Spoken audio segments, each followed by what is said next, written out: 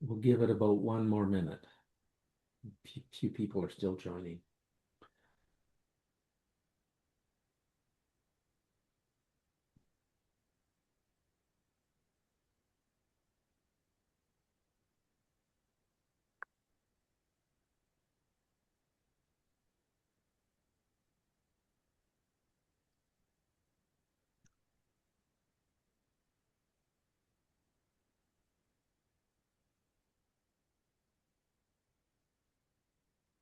Well, good morning, good evening, good afternoon. Hello, everyone. We are really fortunate today to have Dr. Zhuang Sun speak to us.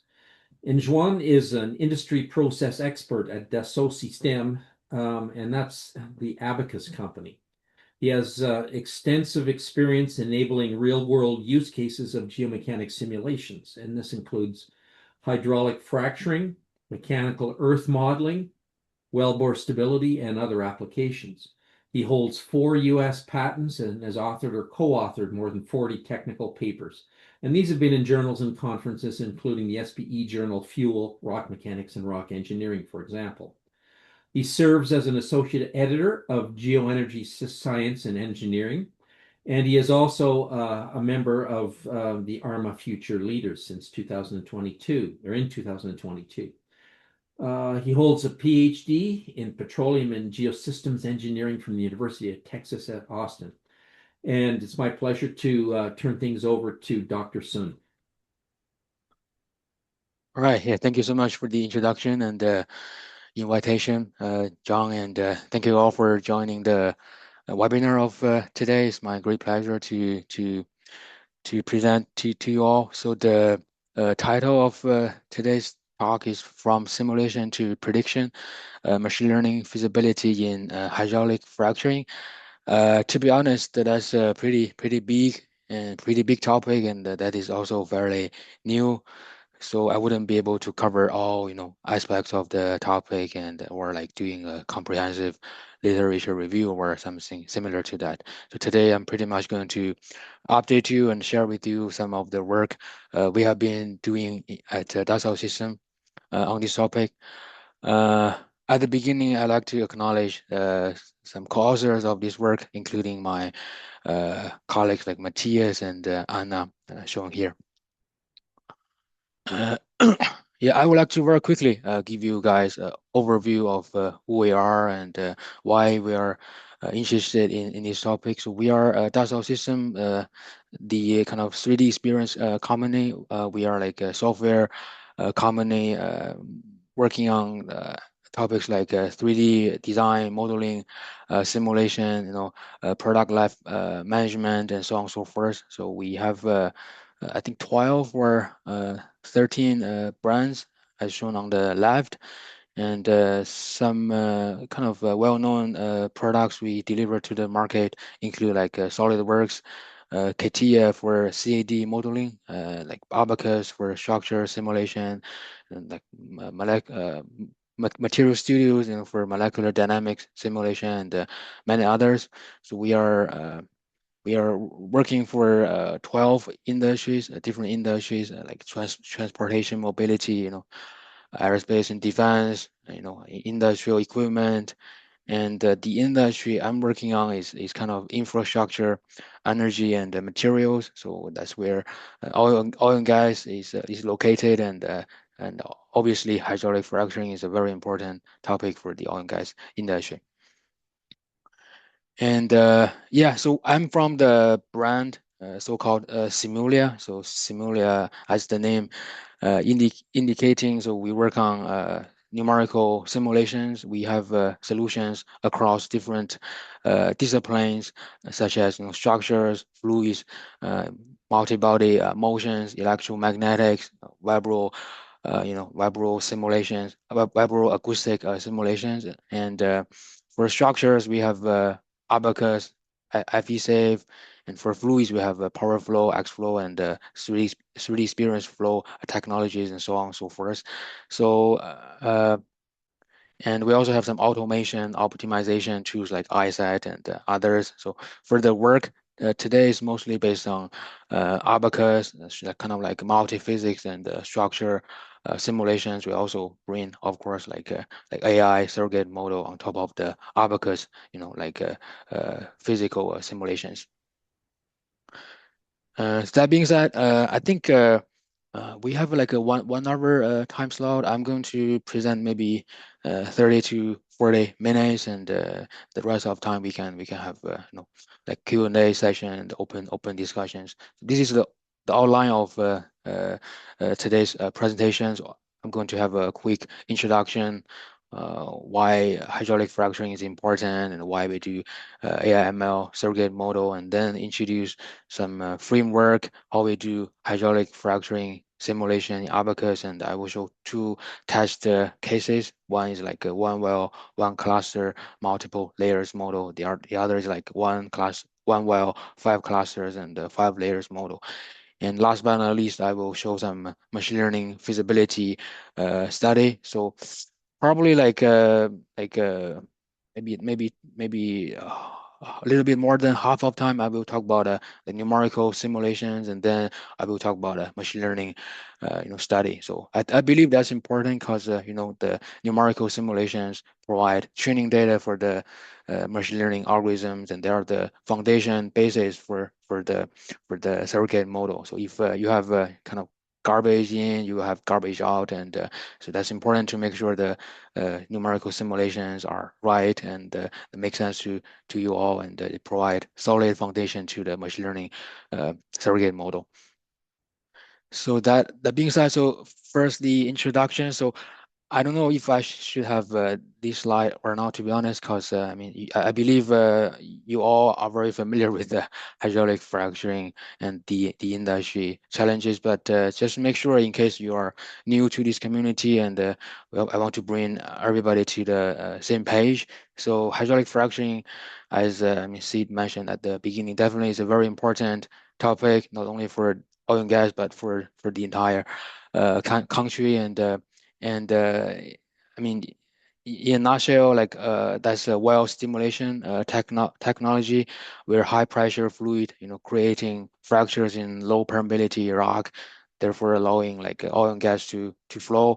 So I think it also has like applications for EGS, for geothermal, and maybe other areas. So the general process is that you pump fluid and proppant, so you keep the fracture opening, and the proppant will keep the fracture conductive, so the hydrocarbon can flow to the wellbore and through the fractures, from the matrix to through the fractures, and finally to the surface. So that's very important. Obviously, unlocking shale and tight reservoirs before, without hydraulic fracturing, is very hard to harness the hydrocarbon in those assets, and also boosting production rates and the recovery, and that's a key driver, obviously the key driver, probably the most important driver for unconventional energy boom. However, there are also many industry challenges, like such as subsurface uncertainty. There are a huge uncertainties, in the subsurface, and how to control the fractures. We have fracture, propagation and geometry as we expected, and especially the how we place the proppants, and they are located in the right place, and make sure the fractures are conductive and working as expected. So, and also the water use, like how we deal with the water, and do we have access to water after all, and induced seismicity, environmental concerns. Those are some industry challenges around hydraulic fracturing. So therefore, I mean, actually, hydraulic fracturing simulations are very common for this topic. So the purpose of doing simulations is to predict how fractures initiate, grow, and conduct hydrocarbons. And this is actually in nature a multi-physics problem, very complicated from simulation, computation perspective. Some core physics you have to incorporate in the simulations, include like fluid flow in wellbore and fractures, rock mechanics, stress interactions, proppant transport and placement, and leak off into the reservoir and other physics. So they are always like tightly coupled to each other. You have to capture them in an accurate manner. Otherwise, you wouldn't have very good prediction or simulation of the hydraulic fracturing behavior. And the simulations have been used, to optimize the stage and cluster design and forecast the production recovery and assess risks, such as screen outs, head growth, and fracture heath, wellbore interference, so on and so forth.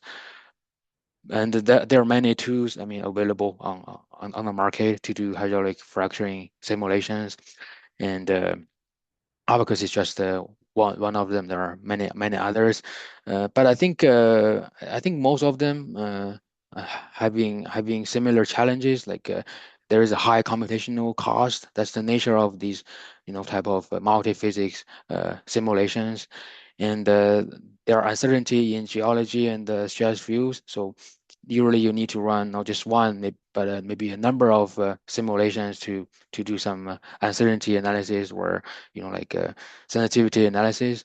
And because it's deep in the subsurface, the data or the diagnostics for validation or verification is always limited. So that makes the validation of the modeling is pretty challenging. So that's why we have been working on developing some AI ML surrogate models. We intend to resolve at least part of those challenges. So compared to numerical simulations, there are some benefits or advantages of doing AI ML surrogate models. So first is fast. Obviously, some numerical simulations take hours, and for some large and complicated models, maybe even days to run. But once you have trained the surrogate model, it's typically just seconds, to predict the hydraulic fracturing behavior. And with that, quick predictions, you can easily do, design optimization or rapid evaluation of different, treatment scenarios. And same thing to uncertainty analysis, because as I mentioned, there are a lot of uncertainties around the subsurface, domain, and you can run thousands of cases, for risk assessment easily with the surrogate model. And that will be a very computationally intensive to do with classical numerical simulations. And last but not least, that may allow you to do some real-time decisions, and that's important for the field operations, and they can support adaptive frac control in for the field. And hopefully that makes sense. So why we do numerical simulations, and why we want to do some surrogate modeling on top of the numerical simulations after the introduction part. So in this part, I want to introduce more. So how we simulate the hydraulic fracturing. So again, that's a fully coupled physics, integrated modeling of fluid flow, thermal, geomechanics, proppant transport in a unified framework. That's important. Those physics are really tightly coupled instead of loosely coupled. And you need to have very advanced fracture mechanics. So here we model the fracture initiation, propagation using first principle physics, and based on finite element method that can capture some complex growth patterns, and also the interaction between fractures, which is called shadowing effect. And you need to have some advanced flow behavior as well. So actually there are different flow regimes. So within the fracture, that's kind of like a Poiseuille flow, but in the rock matrix, that's Darcy flow, could be very low permeability or slightly high permeability, and there's leak off in between the fracture and the matrix formation. And actually, there's also flow in the wellbore, and the wellbore is connected to the fractures and the formation. And proppant transport, that's also fairly important. You need to model the proppant settling, transport, and placement, including gravity effects. And you also want to couple the tip screen out phenomena and thermal effects. And sometimes that's not very important, but for some certain scenarios like geothermal and maybe some you will have a huge temperature difference between the injection fluid and the local formation. You need to account the changes in temperatures, and that's important and will affect the fracture initiation and the propagation. And stress shadowing, that's again, as I mentioned, that's the stress interference between the multiple fractures, and that's very important to optimize the stage and the cluster spacing. And last but not least, your numerical simulation has to be validated, either against the laboratory experiments or analytical solutions. You cannot just run a simulation and say that's the right result. It needs to be extensively validated. So that's something we have. That's something we have in Abaqus, the finite element solver we have. And and again, a quick introduction for the simulation framework, so you know what we have, at the fundamentals. So we are solving different equations for different physics, like say the formation displacement, that's force balance or equilibrium for the porous medium, and you need to have pore pressure. That's very important. So that there is a mass balance equation for the pore fluid. So that's basically the porous medium or the matrix plus the pore fluid. And then you need to have the fracture fluid pressure, so that there's a mass balance in the fracturing fluid. As I mentioned, that has a different flow regime compared to that in like the matrix or porous medium. And you also have a wellbore fluid pressure. That's some mass balance needs to be solved. But for the wellbore fluid, and the wellbore is connected to the fracture, they will go from the wellbore into the fracture and finally into the matrix formation. And then you need to capture the fracture tip precision or initiation propagation criteria for the fractures. There's some fracture mechanics that needs to be captured. And last but not least, proppant concentration. That's another property that needs to be solved. There's a mass balance for the solid phase of frag and wellbore fluid. The proppant needs to be captured. And last but not least, temperature. Temperature is also important, as I mentioned. We are solving basically energy balance for the wellbore fracture and formation. So those are all the, I think, major unknowns and main equations. So they are solved like incremental manner. So we solve them step by step, and you see finally the fracture initiation and propagation under different scenarios.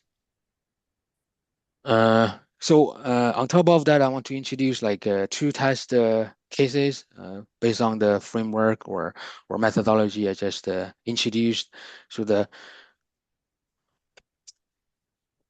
sorry, test case one is a one well, one cluster, 5 layers model. So we have many parameters to we have investigated, but here I want to show you some sensitivity study for leak off.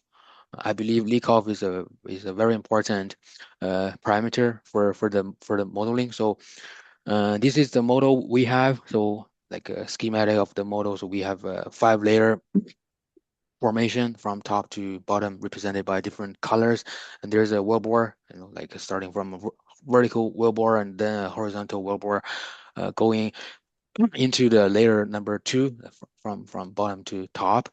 And you see we assign different stresses and pore pressure to the different formations, and there's like a stress gradient, obviously from top to bottom due to the increase in depths of overburden. And they also have different properties, obviously, like different Young's modulus, Poisson's ratio, permeability, porosity, and uh, and uh, We actually, I think we have two scenarios here. One is like low permeability, like nano-Darcy permeability for unconventional. The other is like relatively high, like mini-Darcy, like kind of like a higher, like maybe tight sandstone, maybe reservoir. The two different permeability scenarios. And on the right is the pumping schedule. So we basically have three steps in the simulation. The first step is geostatic step. If you have ever used the Abaqus, so we make sure the initial condition is under equilibrium after applying initial condition, loading, boundary conditions, so on and so forth. And then starting from the like geostatic step, we have the pad injection. You're only injecting water, and you have like stair like increased of injection rate. And then the third step, you start to injecting proppant together with water. So we have pumping proppant into the fracture. So we have basically three steps mimicking the real like field operation conditions. And these are some baseline properties like fracture energy and some leak off coefficient. And we also simulate the wellbore, as I mentioned. So here are some wellbore parameters like diameter and also the perforation connecting the wellbore to the fracture or formation. And we have reduced diameter of the perforation, mimicking the real perforation tunnel. That was some idea, uh, like from operator we talked with and engaged with. And there's a we also capture the diameter perforations and uh, and these are the tunnel diameters. And here are some simulation results for the nano-Darcy case scenario. So we have one well, one fracture again. So you see on the top, that's the fracture aperture. So the fracture opening basically. So you see the fracture started from the second layer because we injecting fluid into the second layer, but it tends to propagate to the top, one of the top layers, because that layer has the least resistance given its low Young's modulus and also relatively low stress on the top. And this is the proppant concentration development throughout the fracture propagation. And this is the kind of a cross-section view for the same simulation. So probably I should maybe play the videos again. So you see that that's the propagation of fracture, and we take a cross-section view to see that the pressure within the fracture, within the fracture is increased a lot, and that's kind of opening the fracture up, and there's some fluid like pressure increase in the matrix as well. But because we have a very low like permeability here, so you see kind of the pressure is contained within the fracture instead of just simply diffusing into the matrix formation. That's also making the fracture relatively big compared to like high permeability scenario I'm going to show in a minute. So uh, yeah, this is kind of the other scenario where we have high permeability, like mini-Darcy, like tight reservoir or so. So because for low permeability, like nano-Darcy permeability, that's kind of because the formation permeability is so low, that becomes the dominant factor. So for that scenario, if you change the leak-off coefficient, that wouldn't affect the fracture behavior too much because the formation permeability is so low. But here, because we have a relatively high permeability, like milli-Darcy permeability, we change the leak-off coefficient, say from 10 to the minus 9 down to 10 to the minus 14. That's a big several magnitudes of several orders of magnitude change. So you see the leak-off does have impact on the fracture behavior. Like as expected, when we have a low leak-off coefficient, it's kind of similar to the low perm scenario. We have a large wide fracture opening. But when we have a high leak-off coefficient, because the fluid prefers to go into the matrix formation, the fracture becomes smaller, yeah, and also like not as wide as the low leak-off case scenario. And these are the, like, again, the cross-section view for different leak-off coefficients. All other parameters are the same. So you see, when we have like a high reservoir formation, and also high leak-off, the pressure will simply like or easily diffuse into the matrix formation. So you see this kind of like continuous pressure, poor pressure distribution. But when you decrease the leak-off coefficient, you make the the fluid going through the fracture into the formation harder. So the pressure tends to be concentrated within the fracture, and there will be like a huge pressure, like a gradient between the fracture and the formation, and that the formation far from the fracture wouldn't be affected too much in terms of pressure. So yeah, you see basically leak off, I think leak off coefficient and reservoir permeability, those are very important, two very important parameters. They are going to affect your fracture behavior quite a lot. And again, we are kind of exaggerating the fracture, like from a visualization perspective. We For better visualization, in reality, they are kind of very thin, like a fracture opening. And this is the proppant concentration. So for the same series of simulations, again for different leak offs, you can see the proppant transport and placement in the fracture opening. This is the test case one, and test case two. We instead of working on one fracture, so we increase the number of like clusters, and so we can see the interaction between different fractures. Again, we have 5 layers from top to bottom, and these are the 5 fracture planes. We also have a wellbore, again, like vertical section, horizontal section, connecting the fractures through perforation tunnels.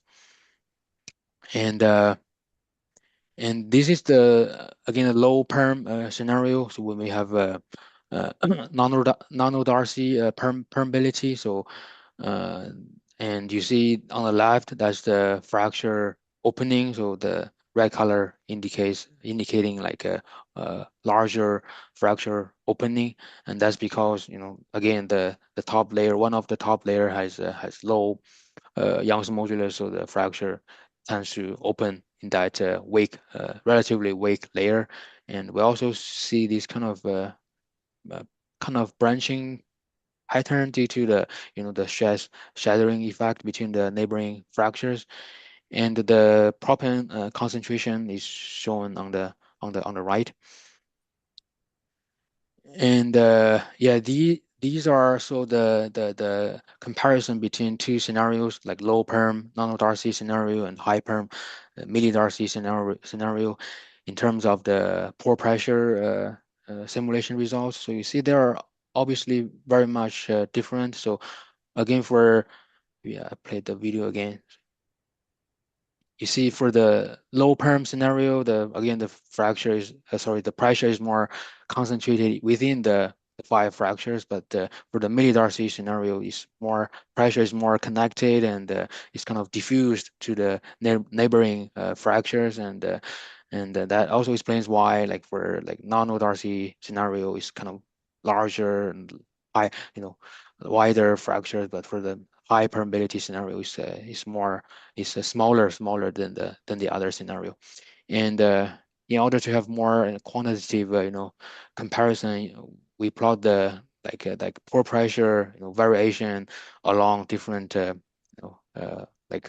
different depths, along the like kind of like a uh, horizontal line. So you see when we crossing the fracture plane, so for the low perm scenario, there is a pressure, the kind of spikes, pressure spike and showing up due to the concentrated pressure, but for the high perm scenario, that's different. So the pressure is kind of building up together, and there is also pressure increase in the formation far from the fractures.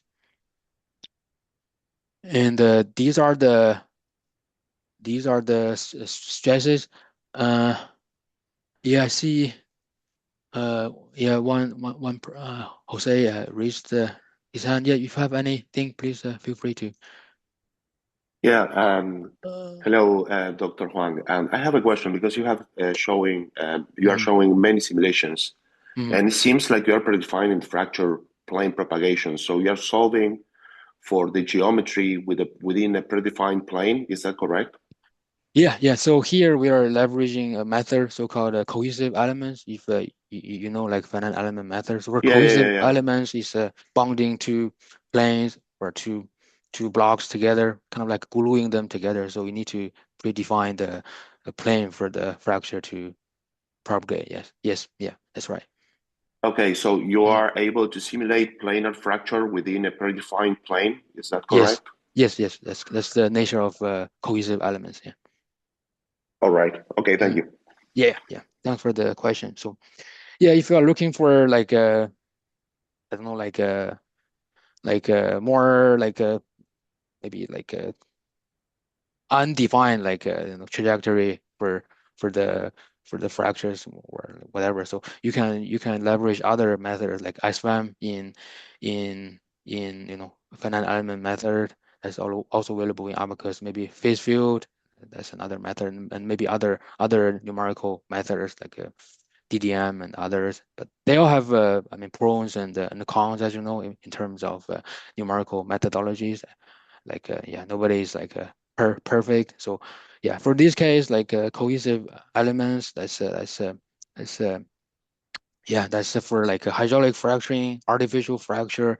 We know that we have like a direction of the minimum stress and so on and so forth. We know they are going to propagate in this direction. That's appropriate, and yeah. So uh, yeah, and uh,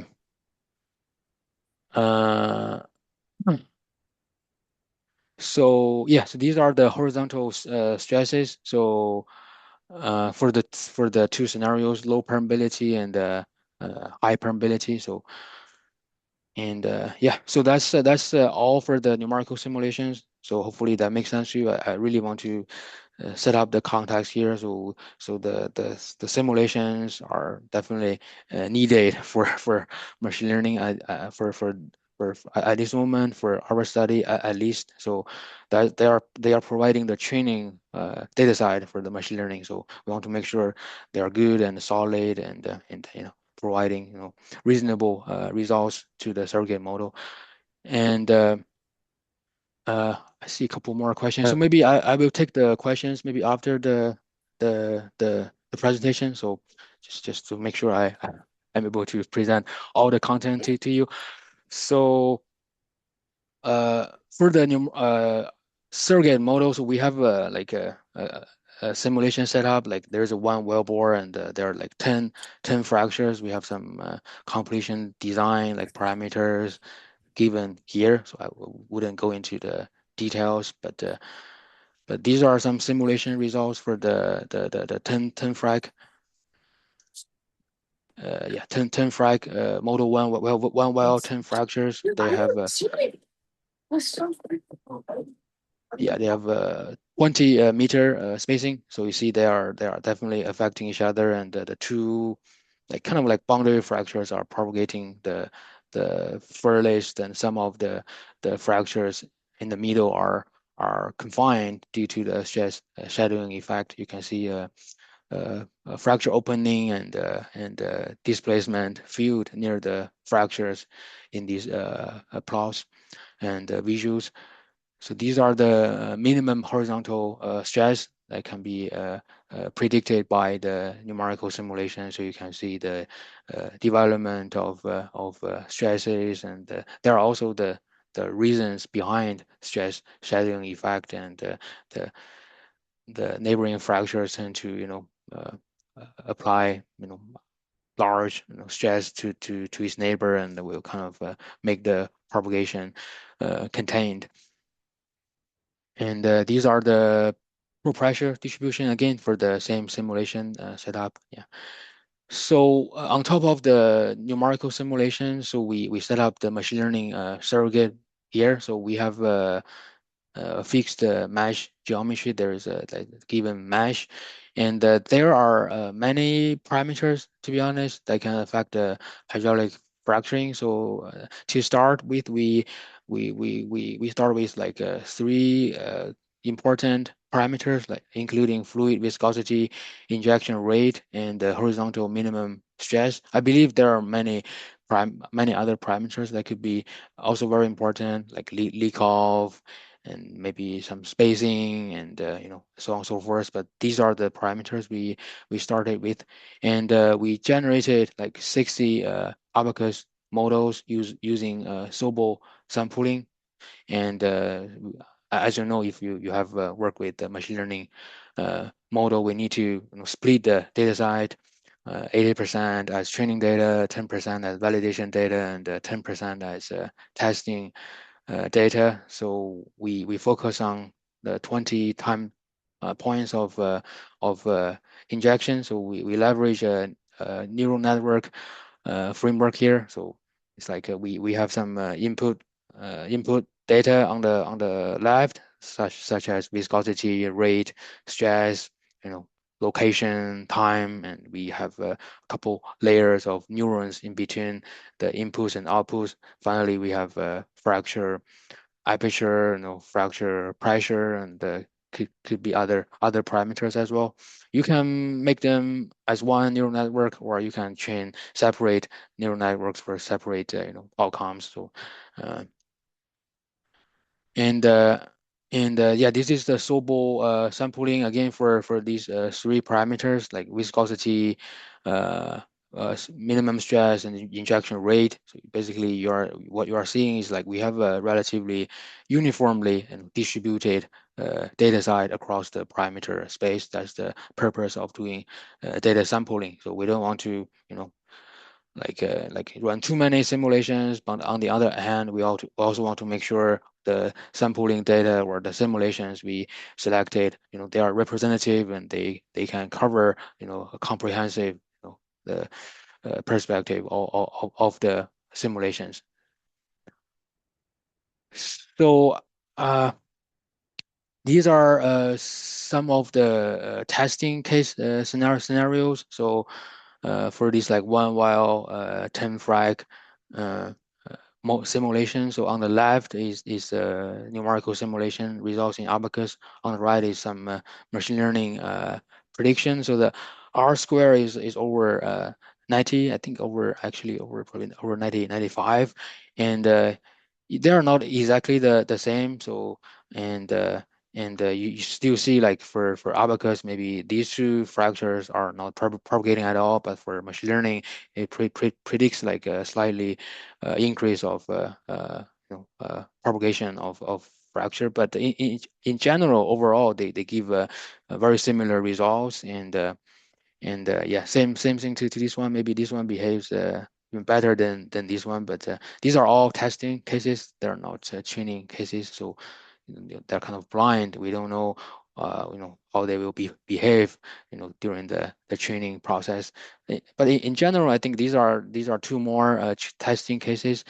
And in general, I mean, visually, you can say they are pretty much similar, and that's also indicated by the high R square and other matrix. So, and notice that we have a relatively small data size, like just 60 simulations. So if you increase the data size, size of data size, or like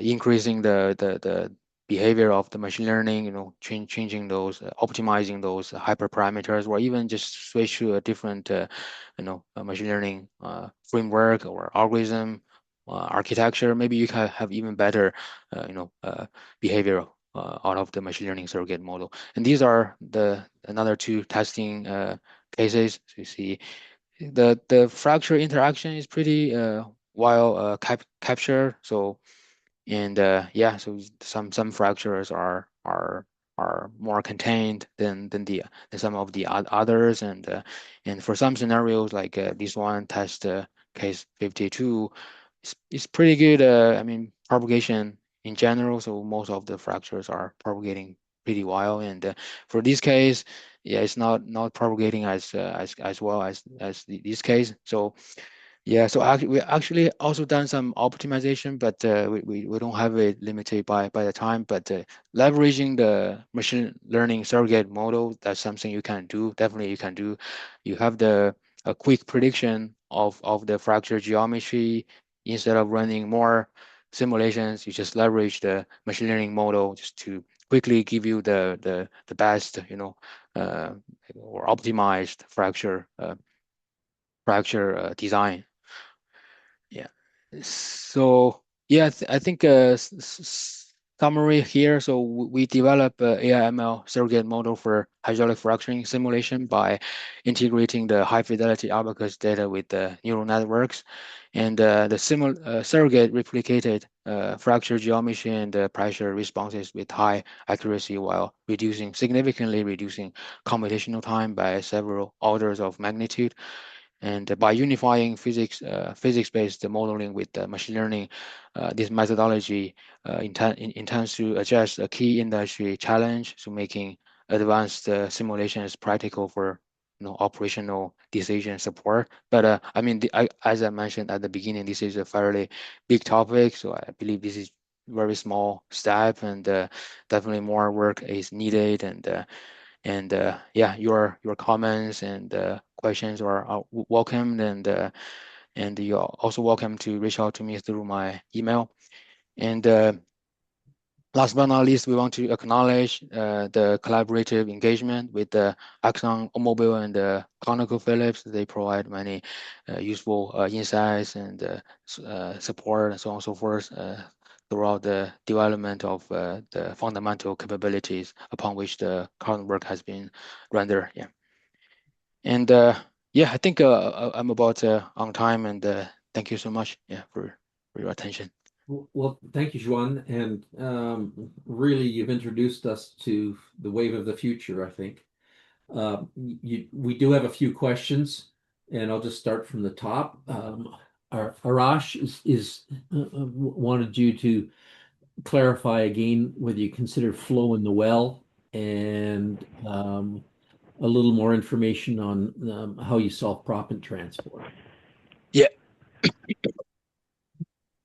Yeah, thank you so much, Arash, for the question. Yeah, we do consider flow in the while. So it's in Abaqus, that's like a flow path element. If you know like a flow path element, you can consider pressure, temperature, variation in the while, and the while is connected to the cohesive elements of the fracture. So the fluid is connected to the at the connecting point, the pressure, temperature is the same, so they're bonded basically. And the propellant is also considered in the fluid flow. It's just adding another degree of freedom.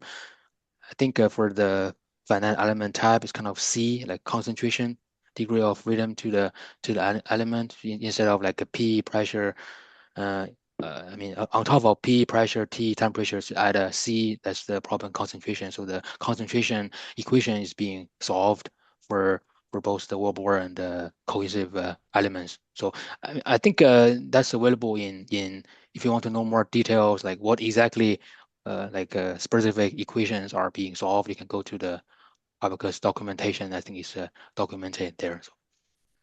Okay, thanks. And then Harbert or William is enjoyed your talk, and he's wondering if you'd introduced any heterogeneity. I presume it's stochastic variation in the material properties within the model units.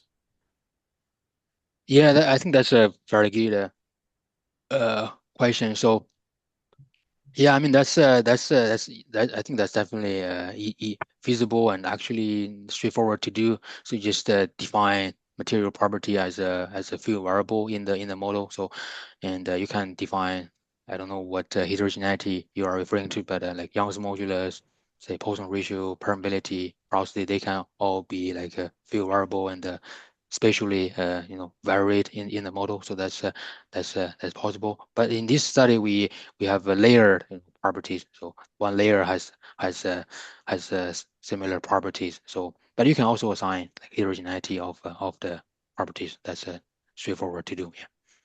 And now, Greg's going back to the discussion of planarity of the fractures. And do you have any posture or position on how that might agree with what happens in situ, with what actually happens? Yeah, I think another colleague, during the presentation, he mentioned probably a similar question. Yeah, so here we are leveraging cohesive elements. So cohesive elements, again, as I mentioned, is kind of adding like a bonding, between two parts of the model. So and yeah, so I mean that's the assumption of the model and. Yeah, so I think that's for some few cases that's valid and especially if you are thinking like for a single cluster of fracturing you have multiple perforations, right? You may have 4 perforations, 10 perforations, 20 perforations. You perforate a lot of kind of like a lot of things or a lot of fractures out of one cluster. So that will be very challenging, if not impossible, to really capture what the fracture looks like. Especially near the wellbore. Is that a planar or curvature? Could be very complicated geometry. So I think it's common for the modeling world to assume like a planar fracture representing one cluster of fractures. We have a kind of like a representative fracture instead of if we want to capture really like what the fracture looks like. That's another topic. Maybe you need to zoom in and look into what happening in the near wellbore region. That's another topic. But here we are trying to simulate a larger scale. So yeah, overall like scales. Hopefully that makes sense to you. The next question we have is from Daniel, and he enjoyed your talk, but he observed that you have a very small training and validation data Mm. set. How do you overcome the problem of overfitting in your machine learning models? Yeah, yes. So yeah, we have 60 simulations. So we divided the data into training, validation, and testing. So yeah, but to be honest, the 60 simulations they have generated many of simulation points. I mean, so the data side per se is not like 60, just 60 points. It's actually millions of data. So, but we train the training data, and there's a validation data side. So we need to make sure that the training data side, the validation side data side, they have a similar R square. So it's not like the training data side they have 99% like R square, but the validation data side they have 80%. R square. In that sense, you are overfitting your problem. But in this case, the training data set and validation data set, they have a similar like 92, 93, 94, like R square. So when we take it to the testing data set, it gives also a similar, slightly lower, but a very similar R square. So that shows that we don't have an overfitting of the machine learning model. Yeah. Um, and then May is the mesh geometry in the testing case different from the one in the training? And can you accommodate different stage intervals? Uh, Yeah, thank you for the question. Yeah, the mesh geometry is the same for all the all the simulations as I mentioned. We have a fixed mesh geometry. So that's an interesting topic. I mean, if we want to change the mesh geometry, that's another topic. I believe you may need to leverage some other like architecture of machine learning models, but we have a fixed mesh geometry here. And yeah, definitely we can accommodate different stage intervals. Just for the simulation setup, you can have a more. Actually, we have some work, but we don't include it here for today. So you change the spacing between either clusters or stages, so you can feed them as training data to the machine learning model, and yeah, that could be accommodated. Yeah. And then Wei is interested in how did you manage mesh dependency in the hydraulic fracture propagation model, and can this approach incorporate a discrete fracture network? Yeah, that's a pretty good question. So yeah, mesh dependency, that's definitely something very important for all, I think, all numerical simulations. So that's why I spent a decent amount of time introducing the numerical simulations behind the machine learning model. So when we run the yeah, we have done some sensitivity analysis for mesh size specifically. So we want to make sure as we refine the mesh, the simulation results won't change. So the results are basically mesh independent. So that's very very important. You don't want to see you change the mesh and you have another fracture geometry or problem displacement. So that needs to be handled, I think, in the step of numerical simulations. And can this approach incorporate discrete? Yeah, I think discrete fracture network. Yeah, that's possible DFN. So that's you can take maybe have a DFN given by geologists or geophysicists. They share with you their knowledge of the DFN, and you can. Those are basically, I mean, like predefined planes in the model. Just embed them in the model, and it's possible. Yeah. Yeah. Uh, oh, oh, well, and Wei has a second question. It seems that fracture toughness was excluded from the machine learning input features. Mhm. Can you comment on that? Yeah, I mean, mentioned, so there are many parameters, I believe, very important for the machine learning behavior. So leak of like fracture toughness, another important parameter. Yeah, Abaqus, that has a different name, but I know what you are talking about, like how easy we open the fracture. Definitely that's a key parameter, but we just start from those three parameters because when you have more parameters, you have you need to run more simulations. So that's why we start from relatively small, like parameter number of parameters, and then we make sure this that works, and then we proceed to incorporate more other important parameters. So yeah. And I might just ask Mhm. couple of Sure, couple of please. questions. Um, what are the machine requirements for running this surrogate model, and how long might it take to run? I mean, and the reason I'm asking is you hinted that at the start that it could be used for in real time Mhm. during pumping. Mhm. And then the follow-up question to that is that if that's your goal, do you have a strategy for history matching the pressure and rerunning the model? Yeah, yeah. So yeah, that's a good point. Yeah. So now I think we are at an early stage of this development, to be honest. So we don't include all the important parameters. We haven't run, hundreds of thousands of simulations. But in terms of the time to train the model, I think if you have a relatively small sample size, maybe like say 60 simulations I have here. If you have a good laptop workstation, have a good GPU, you can train it on your local machines. It wouldn't take very long. So, but if you have a larger data set, you incorporate more and more simulations, you will have to move to the cluster. So I have trained the model both on my local workstation on the cluster, leveraging more advanced GPUs like H100. So yeah, depending on your requirement and yeah, your But hardware. So yeah. but after it's trained and you have a surrogate model, Mhm. what are the operational requirements for a surrogate model?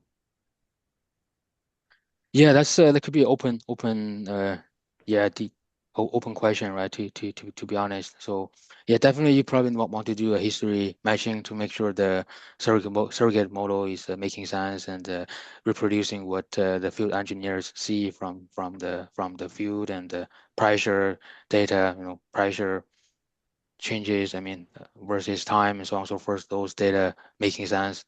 So definitely something is needed, but we haven't been doing that in this work. Yeah. Okay, cool. Yeah. So that looks like it's the end of our questions. And Right. thank. John, this is Kate Baker. Oh, hi, Kate. Yes. I have a question, and it goes back to sampling data.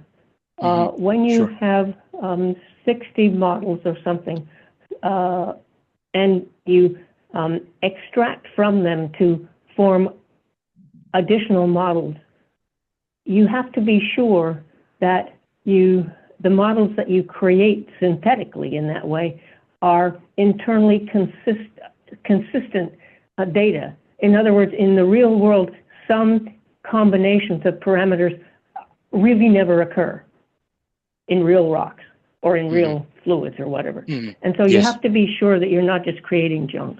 Yes. Yeah, that's a very good comment. Yeah.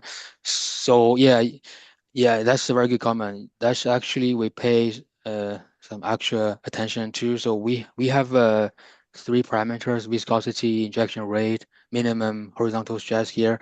So we make sure they are. I mean, we don't have the like parameter space here, but we make sure they are all reasonable parameters. We work with some operators on these topics. So like fluid viscosity or like the injection rate and the stress, those are all reasonable parameters and something we will encounter in real operation. So yeah, like there was some internal discussions on this as well, like say viscosity, right? So what should be the proper range of viscosity? Like if you just have sleek water as viscosity, and I believe there are some regulations implemented. You wouldn't be able to use some like high viscosity fluid. So if we take that into consideration, you wouldn't have very high viscosity, in the model. So, but that's very important because Yeah.